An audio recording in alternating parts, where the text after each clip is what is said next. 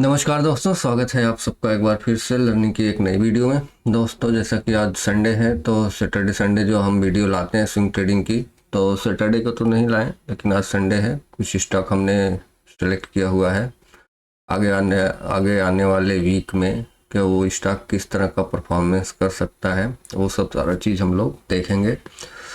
तो सबसे पहले आप लोगों को आगे बढ़ने से पहले ये निवेदन है कि आप लोग चैनल पे नए हैं तो चैनल को सब्सक्राइब कर लें, बेल आइकन को प्रेस कर लें, जिससे कि नई वीडियो का नोटिफिकेशन आप सबको मिल जाए। तो पहले निफ्टी को देख लेते हैं। निफ्टी देखिए, हमने वीकली चार्ट लगा दिया है और पिछले 4-5 वीक से देखेंगे तो निफ्टी कंटिन्यू गिरावट में दर्ज हुआ है। और इतनी बड़ी गिरावट आप पिछले लगभग 1-2 साल में देखेंगे तो नहीं हुआ होगा। अगर यहाँ से हम देखेंगे तो इसका हाई है 26,277 का और इस कैंडल का जो लो है 24,077 का, तो 24,073 का। तो करीब करीब आप समझो कि 2100-2200 पॉइंट के आसपास इसमें देखिए गिरावट हुआ है।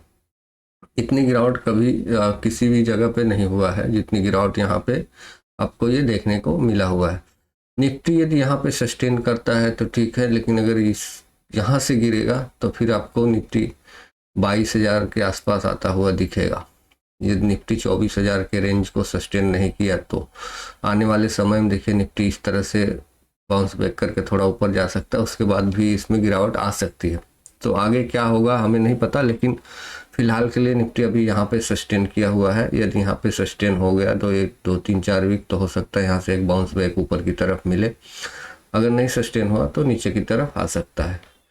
बैंक निफ्टी में यदि आप देखेंगे तो निफ्टी की अपेक्षा बैंक निफ्टी थोड़ा सा ज़्यादा मजबूत दिख रहा है, क्योंकि बैंक निफ्टी अपने प्रीवियस लो के ऊपर ही अभी ट्रेड कर रहा हुआ है वीकली चार्ट में।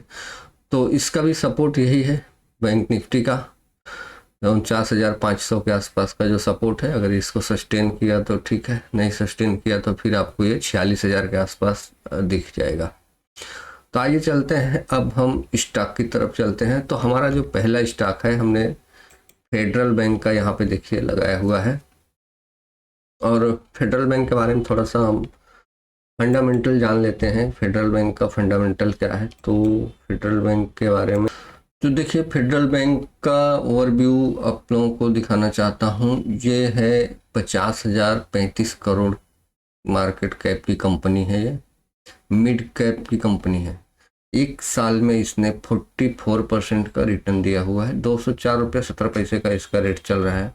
रेवेन्यू की अगर बात करेंगे तो रेवेन्यू देखिए इसका रिटेल बैंकिंग से 58%, लगभग 59% का आता है।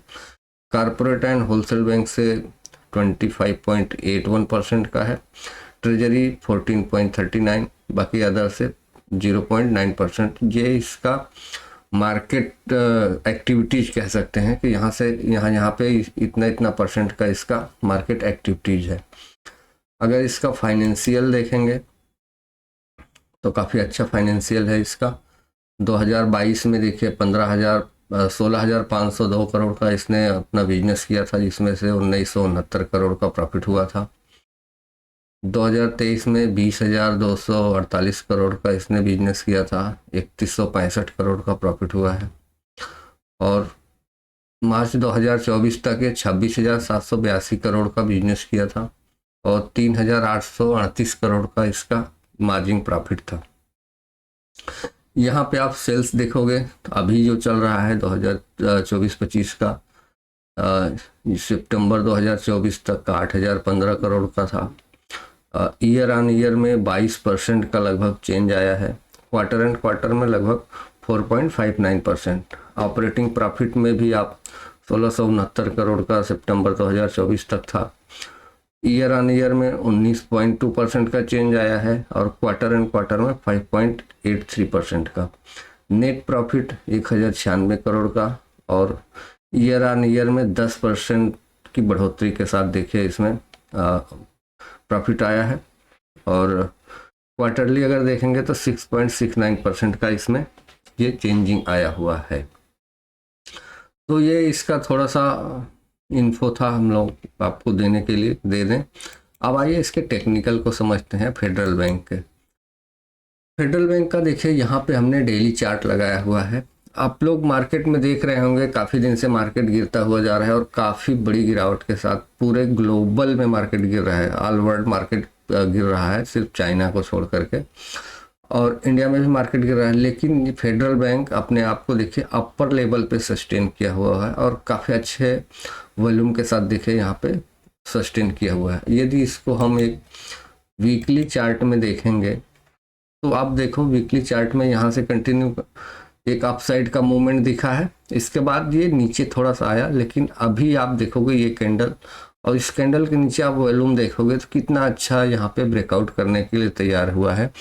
तो आपको ये स्टॉक आपके वॉच लिस्ट में आना चाहिए और जैसे ही इस लेवल को ये ब्रेक करेगा 206 260 के लेवल को, फिर ये आपको ज़बरदस्त मूव करते हुए फेडरल बैंक दिख जाएगा।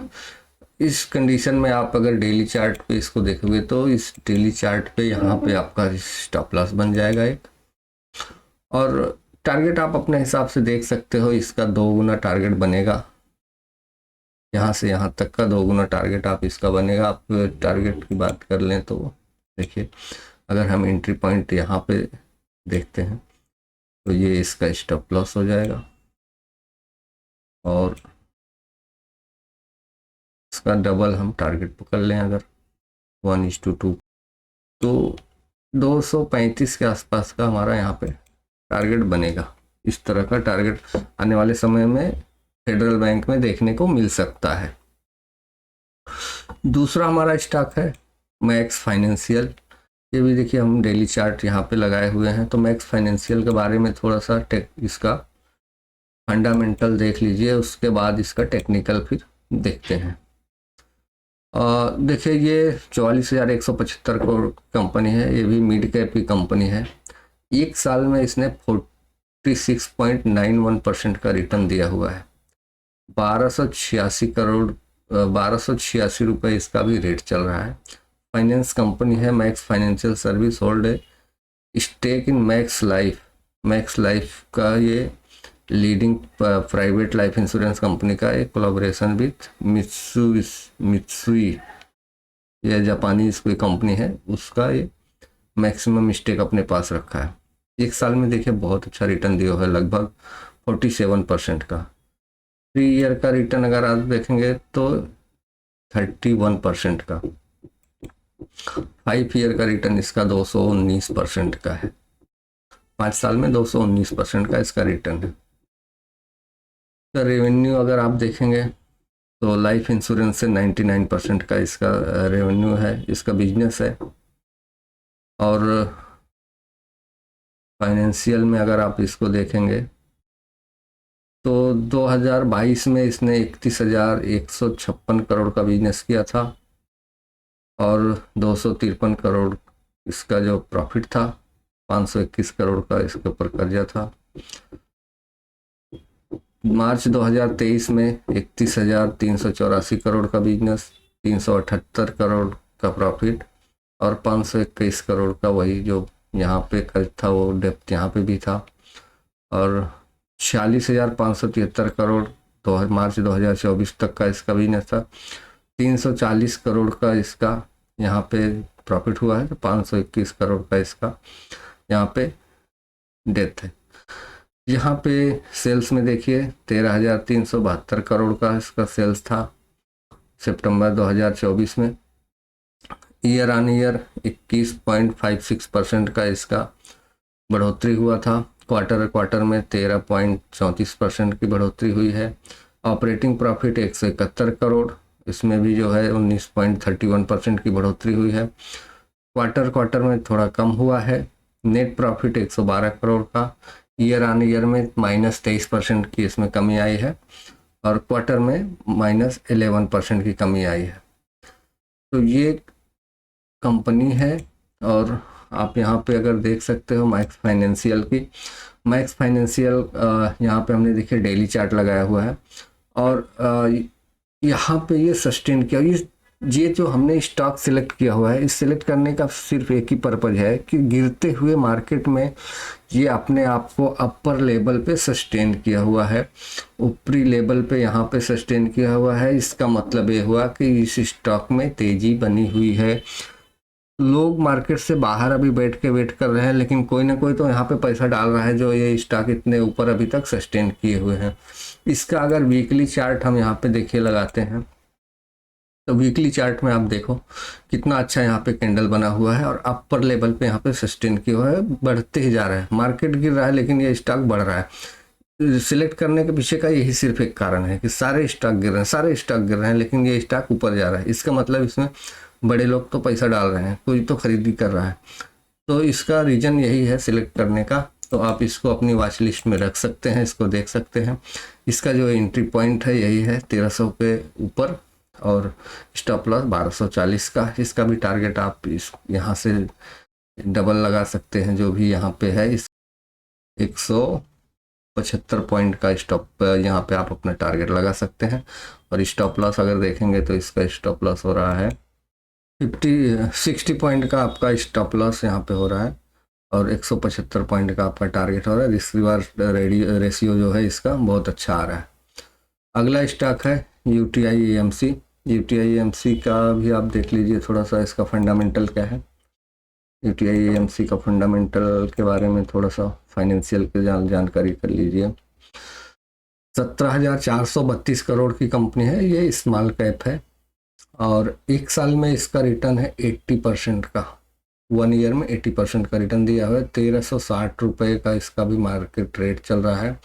एसेट मैनेजमेंट कंपनी है, यहाँ पे लिखा है UTI asset management company limited is a leading asset management company in India serving a wide range of investor with diverse fund and service including mutual fund, PMS, retirement fund, ये सब चीज़ें ये काम करती है। इसका 3 साल का रिटर्न देखेंगे तो 24% का है। 5 साल तो है ही नहीं है क्योंकि 3 साल ही हुआ है इसको आईपीओ आए हुए, लेकिन लास्ट ईयर इसने जो करंट ईयर चल रहा है इसमें बहुत अच्छा रिटर्न दिया है 80% का। और अगर रेवेन्यू की बात करें तो पोर्टफोलियो मैनेजमेंट सर्विस से ये 65.97% का इसका कारोबार है। रिटायरमेंट सोल्यूशन में 16.41% का कारोबार है। म्यूचुअल फंड में 16% का है। इंटरनेशनल बिजनेस 1.43% का है। Alternative investment asset 0.14%। ये सारा इसका कारोबार है जो काम करती है किस किस फील्ड में। फाइनेंशियल की अगर बात करते हैं तो फाइनेंशियल में देखिए मार्च 2022 में 1319 करोड़ का बिजनेस किया था ये, और 534 करोड़ का इसने प्रॉफिट किया था। कोई लाइबिलिटी नहीं है, कोई डेट नहीं है इस पे। 1267 करोड़ का बिजनेस इसने किया था मार्च 2023 तक। 437 करोड़ का इसने प्रॉफिट किया था, और मार्च 2024 तक इसने 1737 करोड़ का बिजनेस किया था और 766 करोड़ का इसने प्रॉफिट किया था। कोई डेट नहीं है, इसलिए इस कंपनी में लोग पैसा लगा रहे हैं, और बहुत अच्छा ये आप यहाँ पे देख सकते हो परफॉर्म कर रही है। सेल्स की बात करें तो सितंबर 24 में 534 करोड़ का जो इसने सेल्स किया था। ईयर ऑन ईयर अगर देखेंगे 33%, यानी कि इस सितंबर से लेके 2023 के सितंबर से लेके 2024 सितंबर तक 33% का बिजनेस इसका जंप हुआ है। क्वार्टर टू क्वार्टर देखेंगे तो यहाँ पे 1.73% का जंप हुआ है।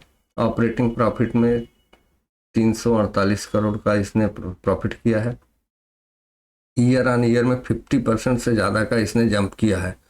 क्वार्टर में माइनर थोड़ा सा लगभग 1% लेस देन 1% कमी आई है, और नेट प्रॉफिट में 239 करोड़ का इसने सितंबर में ये किया था, नेट प्रॉफिट था इसका। और ईयर ऑन ईयर 30.83% का चेंज आया था, और क्वार्टर टू क्वार्टर -5.9 माइनर एक चेंज है। तो ये है इसका फाइनेंशियल। अब इसके टेक्निकल को देख लीजिए आप। यूटीआई एएमसी डेली चार्ट हमने यहाँ पे लगाया हुआ है। देखिए इस लेवल के ऊपर ये ट्रेड कर रहा है और जहाँ ये इस लेवल को निकालेगा ऑटोमेटिक के ऊपर भागना शुरू हो जाएगा। इस कंडीशन में यहाँ इसका स्टॉप लॉस हो जाएगा 1272 के आसपास का, और आप इसका टारगेट इसका 2 टाइम रख सकते हैं। जो भी ये यहाँ पे आया हुआ है इसका टारगेट अगर निकालना हो तो टारगेट यहाँ से आप निकाल सकते हैं। अगर एंट्री पॉइंट हम यहाँ पे रख दें, ये पॉइंट एंट्री का है, ये स्टॉप लॉस, तो आप इसको 2-3 टाइम पे ले। ये एक्चुअल में ये स्टॉक ना पोर्टफोलियो में रखने लायक है जिसे लंबे समय के लिए, क्योंकि ये इस स्टॉक के ऊपर कोई लाइबिलिटी नहीं, कोई कर्ज नहीं, तो स्टॉक लंबे समय में बहुत अच्छा परफॉर्म करेगा। अगला स्टॉक है हमारा बैंक ऑफ बड़ौदा का। तो बैंक ऑफ बड़ौदा को सब लोग जानते ही हैं, फिर भी इसके फाइनेंशियल के ऊपर थोड़ा सा नज़र दौड़ा लीजिए। एक साल में देखिए ये 27% का रिटर्न दिया हुआ है। 1,30,835 करोड़ की लार्ज कैप कंपनी है। कंपनी के बारे में आप लोग जान ही रहे हैं। 3 साल में अगर देखेंगे तो 148% का रिटर्न है इसका। 5 साल में 154% का रिटर्न है। रेवेन्यू की बात करें तो रेवेन्यू आपको रिटेल बैंकिंग से इसका 37% का है, कॉर्पोरेट बैंकिंग से 33% का है, ट्रेजरी से लगभग 22% का है, अदर से 7% का। फाइनेंशियल की बात करें तो 87,780 करोड़ मार्च 2022 में इनका बिजनेस था और 7,850 करोड़ का प्रॉफिट था। 1,10,778 करोड़ का बिजनेस किया था मार्च 2023 में। 14,905 करोड़ का इनका प्रॉफिट था। 1,41,779 करोड़ का इनका बिजनेस हुआ है मार्च 2024 में। 18,767 करोड़ का इनका बिजनेस है, कोई कर्ज नहीं है इस बैंक के ऊपर। और ये देखिए इसका फाइनेंशियल सेल्स वगैरह जो अभी तक का है सितंबर 2024 तक का 39,454 करोड़ का। ईयर ऑन ईयर 10% से ज़्यादा का ग्रोथ है। क्वार्टर एंड क्वार्टर 10% का ज़्यादा ग्रोथ है। ऑपरेटिंग प्रॉफिट 11,206 करोड़ का, ईयर ऑन ईयर 14% का, और क्वार्टर टू क्वार्टर 27.62% का इसमें इंक्रीज है। नेट प्रॉफिट 5,355 करोड़ और ईयर ऑन ईयर अगर देखेंगे तो 21.86% का इसमें ग्रोथ है, और क्वार्टर टू क्वार्टर 13.27% का। तो बहुत अच्छा इसका फाइनेंशियल डाटा है। और यहाँ पे अगर आप टेक्निकल देखोगे तो ये गिरावट के बाद अपने आप को सस्टेन किया हुआ है यहाँ पे, और जैसे ही इस लेवल को ये ब्रेक करेगा 258 259 के, फिर आपको ये अगला टारगेट मिलेगा 280 के बाद फिर आपको ये लगभग 295 के आसपास दिखेगा। तो ये देखिए जो चारों स्टॉक हमने निकाला है, सिर्फ ये चारों स्टॉक इसलिए निकाला है कि गिरते हुए मार्केट में ये लोग अपर लेवल के ऊपर सस्टेन कर रहा है या तो अप साइड का मूव कर रहा है। इसका ये हुआ कि आम आदमी तो इसमें पैसा नहीं लगा रहा है, तो कुछ बड़े लोग ही पैसा लगा रहे हैं। FIIs DIs इस सब स्टॉक में पैसा लगा रहे हैं। क्यों? क्योंकि ये सब डेथ फ्री कंपनी है, कोई डेथ नहीं, और इनका मार्जिन प्रॉफिट बहुत अच्छा कंपनी है, ये सब कर रही हैं। तो ये 4 स्टॉक आपके वॉच लिस्ट में होना चाहिए, या यूँ कहें कि आपके ये पोर्टफोलियो में रख सकते हैं। तो दोस्तों ये रहा हमारा आज का 4 स्टॉक का एनालिसिस। उम्मीद करता हूँ वीडियो आप लोगों को अच्छा लगा होगा। वीडियो अच्छा लगा हो तो आप इसको लाइक करिए और अपने दोस्तों के साथ शेयर करिए। कमेंट करके बताइए कि आप और किस टाइप की वीडियो देखना चाहते हैं, उस टॉपिक के ऊपर वीडियो बनाएंगे। तो मिलते हैं फिर से एक नई वीडियो में, तब तक के लिए जय हिंद।